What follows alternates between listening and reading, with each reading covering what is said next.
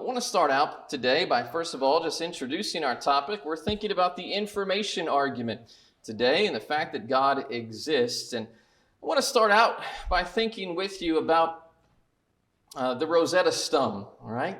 The Rosetta Stone. That's a picture of it there to your right. And it's a stone that was discovered in 1799 by French soldiers. They were building a fort in Egypt. And this stone was carved in 196 BC. It's a significant find because it contains two languages that are written in three different scripts. It contains the language of Egypt and Greek in the hieroglyphic. That was the language that was used by religious leaders. And then Demotic, that's the language that was used by the common people. And Greek was the language used by the rulers of Egypt.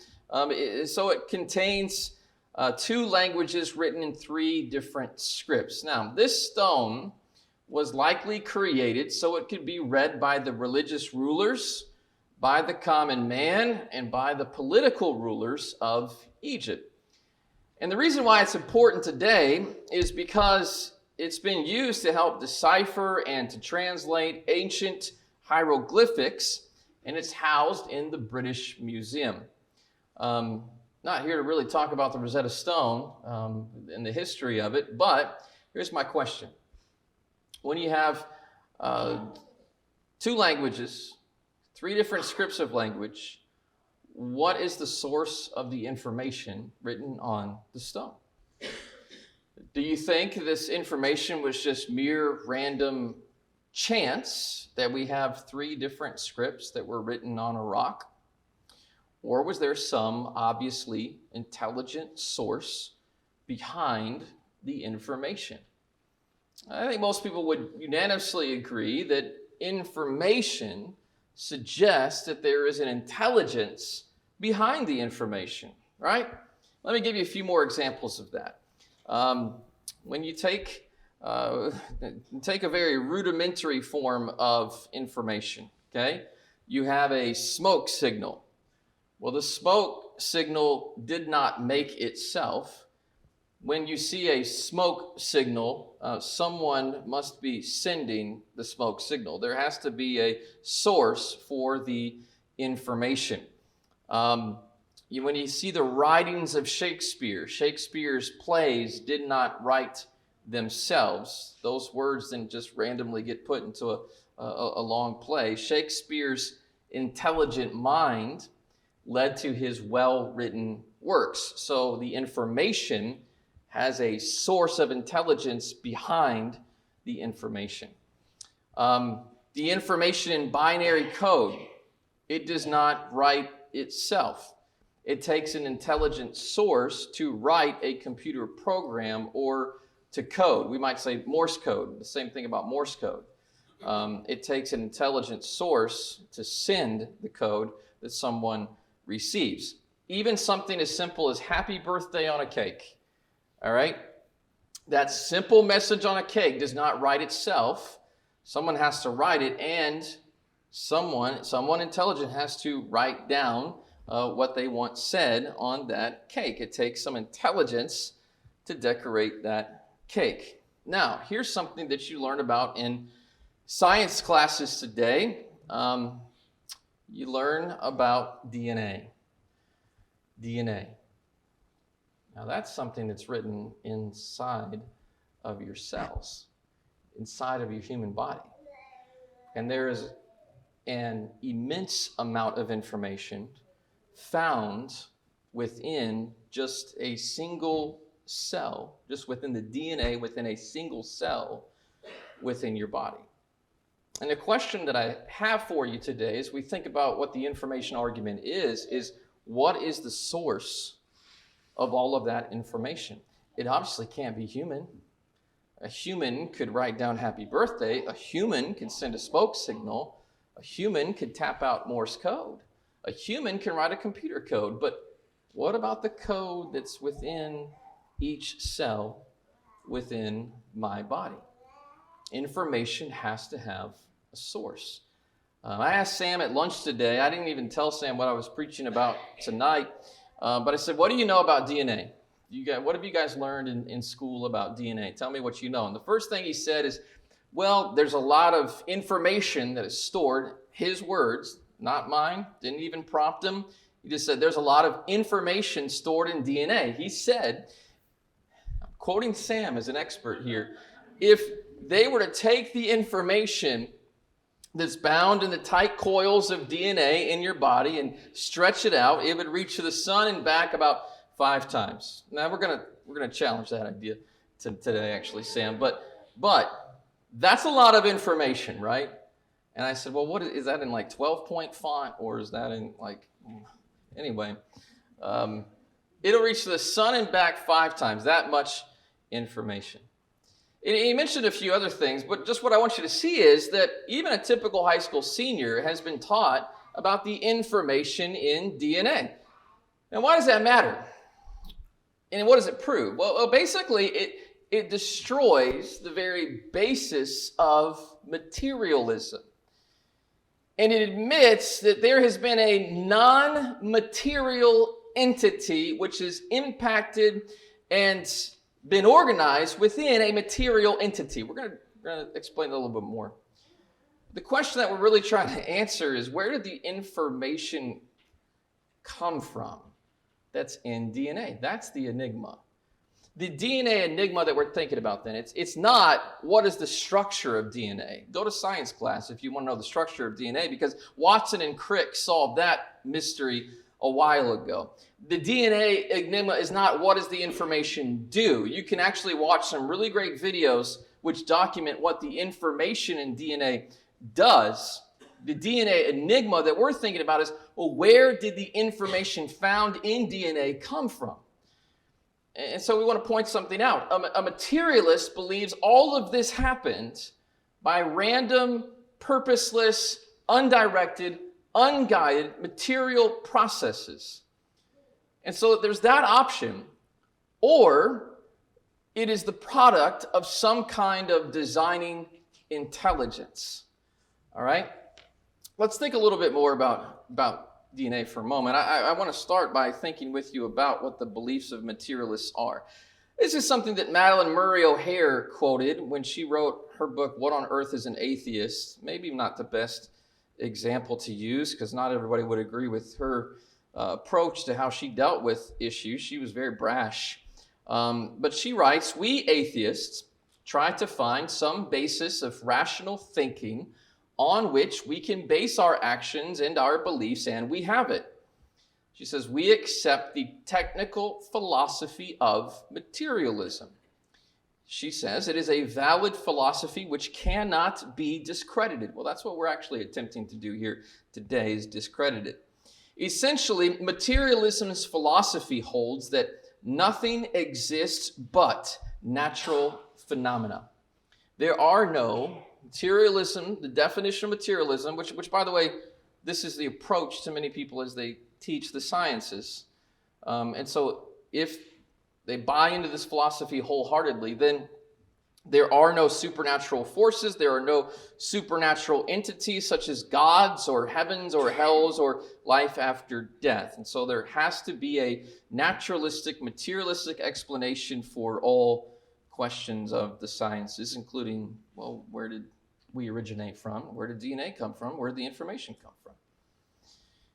So, how does a naturalist or materialist explain the non-material organization of information in DNA? I want to point something out to you about DNA. Darwin didn't know anything about DNA. Darwin's Origin of Species was written in 1859. The Scopes monkey trial, which began to allow the teaching of Darwin's theory of evolution in public schools, which occurred in 1925, the first DNA model wasn't even out until 1953. So this would not be an argument that Darwin would have been familiar with. It would have been even on the table in 1925 when evolution began to be allowed in the teaching of public schools. First DNA model comes out in 1953. In the case for a creator, this is what's stated. One of the most extraordinary discoveries of the 20th century was that DNA actually stores information. It's the detailed instructions for assembling proteins, and it's in the form of a 4-character digital code. Take a look at this as kind of an artistic representation of the complexity within the cell. And just notice this quote from Bruce Albert, who's the president of the National Academy of Sciences. He says, "We have always underestimated the cell.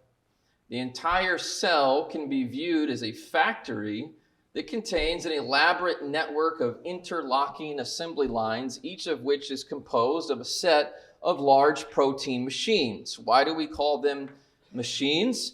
Precisely because, like machines invented by humans to deal efficiently with the macroscopic world, these protein assemblies contain highly coordinated moving parts. And some of these things that you see represented in this artistic representation of the cell are things that you probably remember hearing about in your science classes. You've got the cell membrane, and you've got the nucleus of the cell, and you've got the lipids and the ribosomes, and you've got some of the cell being exported out, the cells being repaired. You've got metabolic waste. There's all kinds of things here that you may remember. Now, let's go a little deeper inside of the cell. And I'm going to quote again to you from somebody else who kind of gets a little bit more into the idea of how intricate our body is, that's comprised of cells and DNA. A human body is composed of over 30 different kinds of cells. All right, so we've got red blood cells and white blood cells and nerve cells. There's a lot of different kinds of cells. And that totals approximately 100 trillion cells in an average adult. So an average adult, 100 trillion cells. These cells come in a variety of shapes and sizes. They have different functions. They have different life expectancies. Cells, though, have 3 major components. First of all, each cell is composed of a cell membrane that encloses the organism. Second, inside the cell, there is a 3-dimensional cytoplasm. It's a watery matrix that contains specialized organelles. And within the cytoplasm is the nucleus, and that contains most of the genetic material. And that serves as the control center of the cell. Inside the cytoplasm, there's over 20 different chemical reactions occurring at any one time. Okay? Inside the cell, 20 different chemical reactions occurring at any one time, and each cell contains 5 major components. Each cell, this is a microscopic cell inside of your body. This is what's going on. One, you've got communication going on with the cells. You have waste disposal occurring with the cells. You have nutrition. The cells have to be fed. There's repair that takes place within your cells. And there's reproduction. Now, the nucleus, that's the control center of the cell, and it's separated from the cytoplasm by a nuclear membrane. Within the nucleus is the genetic machinery of the cell. You've got chromosomes and genes, and those contain deoxyribonucleic acid. That's DNA. All right? And the DNA is a super molecule that carries the coded information for the replication of the cell. If the DNA from a single human cell were removed from the nucleus, from a single microscopic cell, if that DNA was removed and if it was unraveled, because it's in that spiral configuration, then it would be approximately 6 feet long, and it would contain over 1 billion biochemical steps. Is anybody lost yet? Raise your hand. Yeah. I hope what I'm at least impressing upon you is how incredibly intricate and complicated and complex and amazing your human body is. Down to the single cell.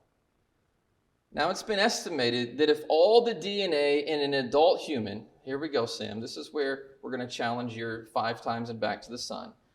But if all of the DNA, so from every single cell, 30 trillion cells, if all the DNA in an adult human were placed end to end, it would reach to the sun and back, which is 186 million miles, 400 times. You cut it a little short, okay? The DNA molecule does something that we as humans have yet to accomplish. Here's what it does. It stores coded information in a chemical format, and then it uses a biological agent, that's RNA, to decode it and to activate it. Human technology has not advanced to the point of storing information chemically as it is stored in the DNA molecule, right? Yeah, right. Let's let I'm just going to let some scientists kind of explain how incredible this is. This is Francis S. Collins. He was the head of the Human Genome Project. He stood with Bill Clinton after the Human Genome Project occurred and was congratulated alongside of him and awarded by him. The human genome consists of all the DNA of our species. That's the hereditary code of life. He says this newly revealed text, this is something that they were just researching within the past 20, 25 years, just unraveling. He says, it's 3 billion letters long. It's written in a strange and cryptographic 4-letter code, such is the amazing complexity of the information that is carried within each cell of the human body. So complex is it that a live reading of that code at a rate of 3 letters per second would take 31 years, even if the reading continued day and night. That's just one cell. That's how much information is within one single cell. He says printing these letters out in regular font size on normal bond paper, binding them all together, would result in a tower the height of the Washington Monument. That's just one cell. Not all the cells within your body, just one. That's how much information. And other people have admitted this as well. George Sim Johnson wrote of DNA, human DNA contains more organized information than the Encyclopedia Britannica. Well, we know that someone intelligent had to have written all of the information that's in the encyclopedias, don't we? If the full text of the encyclopedia were to arrive in computer code from outer space, most people would regard this as proof of the existence of extraterrestrial intelligence, wouldn't they? But when it's seen in nature, it's explained as the workings of random forces. He wrote this in the Wall Street Journal in 1999. Richard Dawkins, who's a professed atheist, he does say in his work, River Out of Eden, he says the machine code of the genes is uncannily computer-like. There's information, there's processes that are taking place. I'm going to skip this quote. I'm just going to take a look at what Stephen Meyer says as he reflects upon this quote from Dawkins. He says, if you reflect on that, and he's talking about Dawkins' quote in context, the computer-like nature of DNA. He says, if you reflect on that, you realize that computers run on software programs that are produced by intelligent engineers, right? The information comes from intelligence. Every experience we have about information, whether it's a computer code, hieroglyphic inscription, a book, or a cave painting, points toward intelligence. The same is true about the information inside every cell in every living creature. Meyer goes on to say, a lot of people talk about the prebiotic soup. That's the chemicals that supposedly existed on the primitive earth prior to life. Even if you had the right chemicals to create a living cell, you would also need information for how to arrange them in very specific configurations in order for them to perform biological functions. Ever since the 1950s and 1960s, biologists have recognized that the cell's critical functions are usually performed by proteins, and proteins are the product of assembly instructions stored in DNA. That's the origin for information in DNA, which is necessary for life to begin. And so it's best explained by an intelligent cause rather than any of the types of naturalistic causes that scientists typically use to explain biological phenomena. He goes on to write, neither chance nor chance combined with natural selection nor self-organizational processes have the causal power to produce information. But we do know of one entity that does have the required causal powers to produce information, and that's intelligence.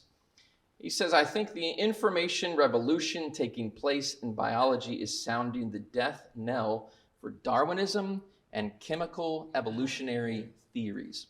The attempt to explain the origin of life solely from chemical constituents is effectively dead now. Naturalism cannot answer the fundamental problem of how to get from matter and energy to biological function without the infusion of information from an intelligence. A few more quotes, and then we're going to quote the Bible a little bit here. Thaxton, Bradley, and Olson wrote this. They said, we know that in numerous cases, in their book, The Mystery of Life's Origin, we know that in numerous cases, certain effects always have intelligent causes, such as dictionaries. Someone had to write the dictionary. Sculpture, someone had to sculpt the sculpture. Machines, someone had to engineer the machine. Paintings, someone had to paint the painting and have a purpose for its painting.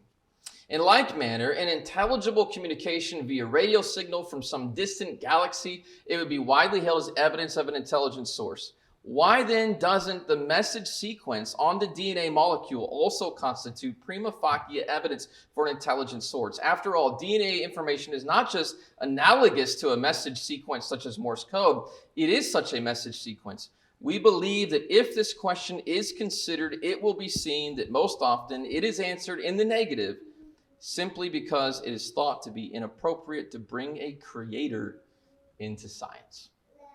Because we've made up our mind that there is no creator, there is no God, and we need to leave him out, when really that's the best answer as to where this information came from. Andrew said this, it's not possible for a code of any kind to arise by chance or by accident. A code is the work of an intelligent mind. Even the cleverest dog or chimpanzee could not work out a code of any kind. It's obvious then that chance can't do it. This could not more have been the work of chance or accident than could the Moonlight Sonata be played by mice running up and down the keyboard of my piano. Codes do not arise from chaos. Another quote here, 1 billion universes, each populated by billions of typing monkeys, could not type out a single gene of this genome. And these are scientists that I'm quoting. I'm quoting people who are, and I think it's important for us to know that there are scientists who do take that position. So information science, I want to think about that for just a minute with you, because defining what information is and kind of wrapping our heads around this argument is kind of a new thing in some ways compared to a lot of the other arguments, right? Some of the other things we talked about, the cosmological argument, teleological argument, those arguments have been around for a really long time. This is rather new because of the introduction and our knowledge that's growing concerning DNA. But in July 2006, there was a team of scientists that met to evaluate a definition of information that would be universal, okay? UDI stands for Universal Definition of Information. And this team evaluated 2 fundamental laws of information. I think I put this in your outline in your bulletin. Fundamental law number 1 is concerning information. It's a purely material entity, such as physiochemical processes. It cannot create a non-material entity. The idea is something material cannot create something that's non-material. All right? The fundamental law number 2 of information is that information is a non-material fundamental entity, and it is not a property of matter. You can't weigh information. You can't measure it, okay? Information is a non-material entity. To illustrate this, okay, a blank CD. Do you guys remember when we used to use CDs? I actually got an email today about a CD. It's the Acapella company put out, and I was like, man, I should order that. And then I thought to myself, I shouldn't tell my kids that. They're going to think I'm so old.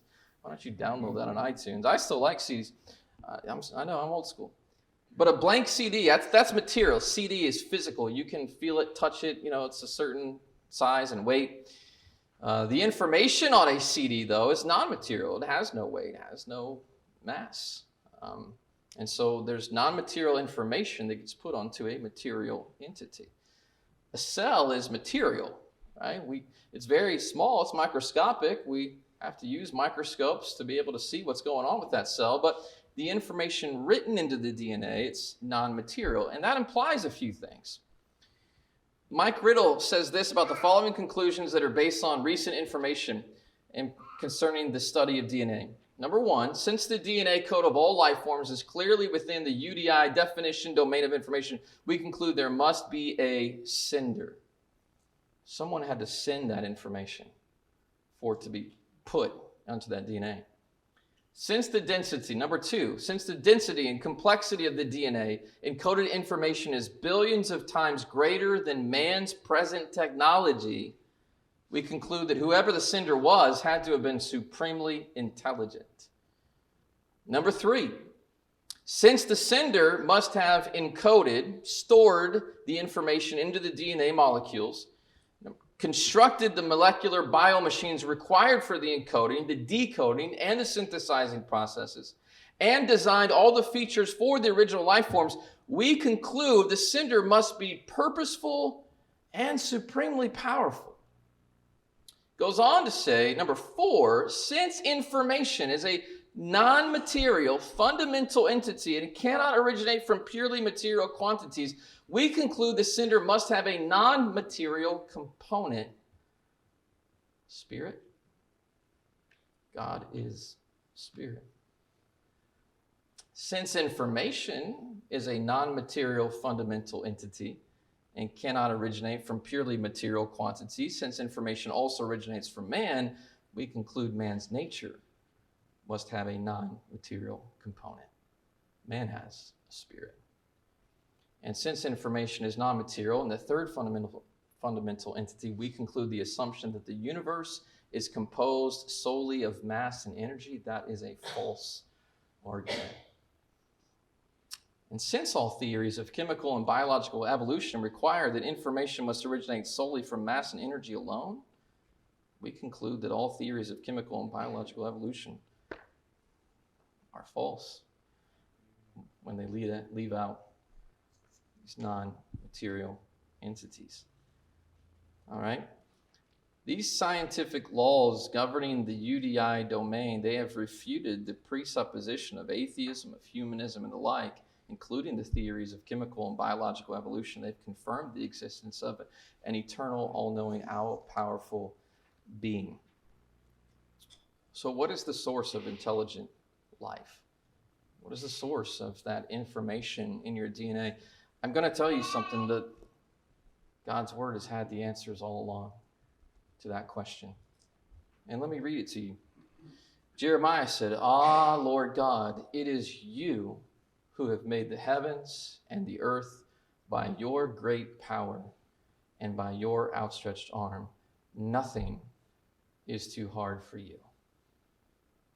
Even a code that's so complex and intricate that it could reach from here to the sun 400 times. Nothing is too hard for you, God. God can do that. The all-knowing God made man in his image. It says, God said, let us make man in our image. And so God created man in his image, Genesis 1 says.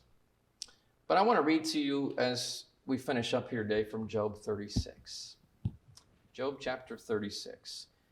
You can turn to it if you want, but it's going to all be up here on the screen. But you remember when people were questioning God and questioning his purposes in the book of Job and assuming and presuming why God did certain things? I think it's interesting what God said in Job chapter 36. From out of a storm, the Lord said to Job, "Why do you talk so much when you know so little?" I love the contemporary English version on those two verses. Why do you talk so much when you know so little? And I wonder sometimes if God would say that to us. Quit assuming and presuming that we know so much. God says, get ready to face me. Can you answer the questions that I ask. And here's the questions. Where were you when I laid the foundation of the earth? Tell me if you have understanding. But God knows where he was. Who determined its measurements? Surely you know. Because Job, you've just spoken so much. You and your friends, you've just talk about everything that you seem to know about me and my creation and my purposes. You just seem to be able to read my mind. He says, surely you know. Who stretched the line upon him? On what were its bases sunk? This earth that's suspended in just the middle of the air. Who laid its cornerstone? When the morning stars sang together and all the sons of God shouted for joy. It's the angels, by the way.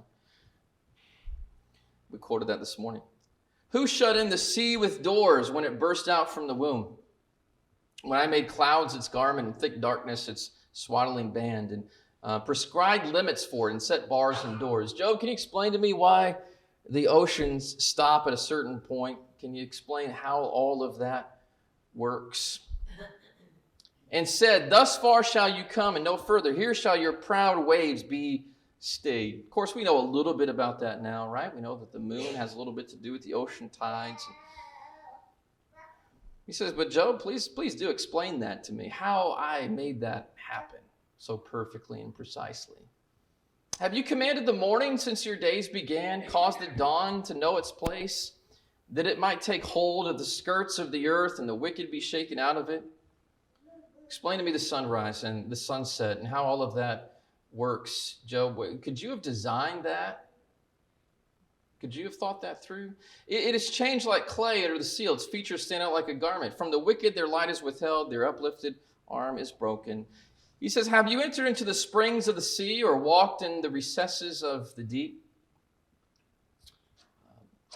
We didn't know that there were springs in the sea, actually, until Matthew Maury discovered it.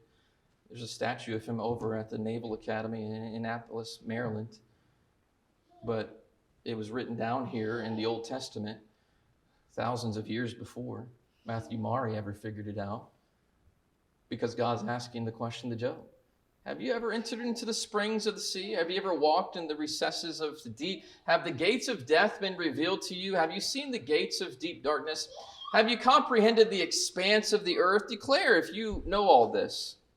Of course, it's a little bit easier for us to maybe answer that question today because we've gone to the moon and we've got satellites and we've got imagery and we know a lot more about the expanse of the earth than Job did, but Job certainly couldn't have known even if the earth was spherical in his time.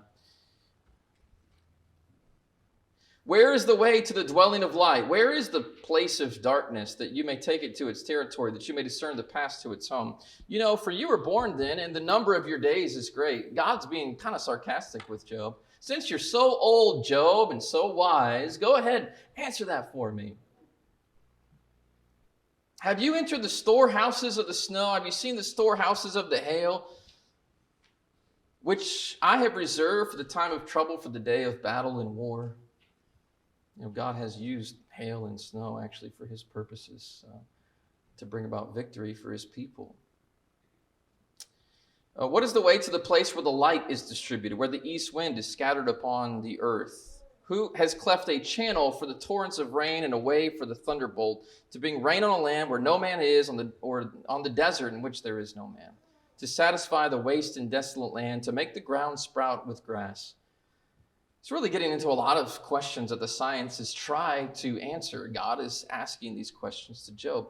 Has the rain a father? Who has begotten the drops of dew? Can you explain how dew works? And can you think about who made that work? From whose womb did the ice come forth? Who has given birth to the frost of heaven? The waters become hard like stone. Isn't that amazing how liquid can turn to a solid, and liquid can also turn into a gas? That's what God is asking Job here. Who designed that? Who made that happen? Who engineered that, Job? The waters become hard like stone. The face of the deep is frozen. Can you bind the chains of the Pleiades or loose the cords of Orion? Now he's asking about the stars. He's asking about constellations. Who made that happen? Can you lead forth the Mazzaroth in their season? Can you guide the bear with its children? Do you know the ordinances of the heavens? Can you establish their rule on the earth? Now, listen. Can you lift up your voice to the clouds that a flood of waters may cover you? Can you send forth lightnings? He says, I can do that. That they may go and say to you, here we are. Now notice what God asked here. Who has put wisdom in the inward parts? Or given understanding to the mind? Where did information come from? Job. Who did that? Who can number the clouds by wisdom? Who can tilt the water skins of the heavens? God was asking this question. He was making the information argument long before we ever started making it here recently. Where did information come from? Those thoughts that come into your mind, and then the information that's stored up within you. This is what the psalmist wrote in Psalm 94. Understand, O dullest of the people, fools, when will you be wise? He who planted the ear, does he not hear? He who formed the eye, does he not see? He who disciplines the nations, does he not rebuke? He who teaches man knowledge. Where does information come from? God tells us where it came from. He gives man knowledge. The Lord knows the thoughts of man, that they are but a breath. One of the things that, even though I'm not a scientist, but one of the things that I come to appreciate about our God is when I read about the things that people write, the things researchers write, about how complex even the single microscopic cell is wow, our God is amazing. Our God is amazing. And because I realize how powerful, how wise, how smart our God must be to have been able to have created the earth and all that is in it, down from things that you can see with the microscope to things that you see with the telescope far away, is that if our God is amazing enough to do those things, then he's certainly amazing enough for us to call him omniscient. Now, what does that mean? Omniscient means that he's all-wise, he's all-knowing. Let me tell you what God knows. When you read Exodus chapter 3 to verse 14, one of the things that's declared about God is that God knows the past. He knows the past. He knows what's happened in history. He knows what's happened in your personal history. He knows that you've sinned. He knows that I've sinned. And I can't hide that from him. Exodus chapter 3 and verse 14, God said to Moses, I am who I am. He says, thus shall you say to the children of Israel, I am has sent you. I am suggests that he is always present, always existent. He is eternal. He's not I was, he's not I will be, he is I am. God knows the past. He knows the present as well. Psalm chapter 33 declares the omniscience of God and his power in a different way. It says in verse 13, the Lord looks from heaven, he sees all the sons of men. Our God knows what's going on in this universe. He sees you and he sees me. From the place of his dwelling, he looks on all the inhabitants of the earth. He fashions their hearts individually. He considers all their works. God knows about what I have done. God knows about where I've been. God knows also what I'm doing right now. He knows what you're doing right now. God also knows the future. In Acts chapter 17 and verse 31, we call him omniscient because he is all-knowing. He's all-knowing about the past. He's all-knowing about the present. He's all-knowing about the future. In the future, here's what's going to happen. God has appointed a day on which he will judge the world in righteousness by the man whom he has ordained. He has given assurance of this to all by raising him from the dead. I need to have a deep respect and awe and reverence for this all-knowing God. He knows about my sins. But the amazing thing about this God is that he's not arrogant with all of this knowledge. In fact, he has stooped down so much that he sent his son to die for me so that my sins could be forgiven, so that my past could be erased, and so that I could be saved by him. He's a loving God. He's a good God. And because he knows me, there's no reason for me to think that I can outsmart the all-wise and the all-knowing Father in heaven. You know, Galatians 6 says this, do not be deceived. God is not mocked. You're not going to fool him. You're not going to outsmart him. You're not going to outwise him. He is not mocked. If you sow to your life things of the flesh, God will know about it, and you will be held accountable for it. But if you sow to the Spirit, Galatians 6 says, you will reap everlasting life. And so, because I believe that we have an amazing and powerful God, I don't want to do anything in my life in the presence of God that would shame him. And when I do, I want to be quick to admit my wrongdoing and make things right with him, because one day I will stand before him, and he has the power and the right to hold me accountable, and you too.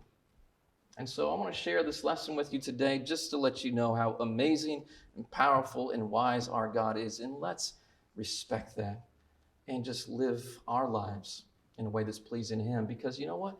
He also knows what's best for us. He knows what's best for you and for me. And so I want to please him. He's my creator. He's got a purpose for me, and I want to live according to it.